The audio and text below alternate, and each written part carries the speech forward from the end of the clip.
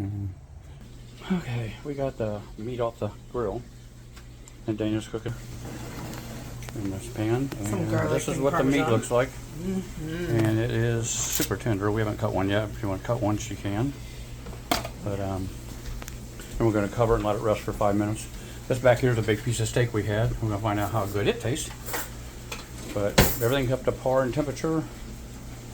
We did. Some of them have maple and honey whiskey glaze. Oh, yeah. That's what that has.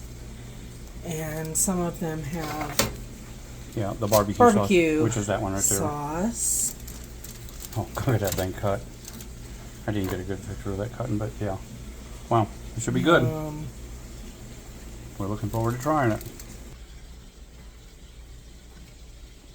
Great. We're going to eat pretty soon.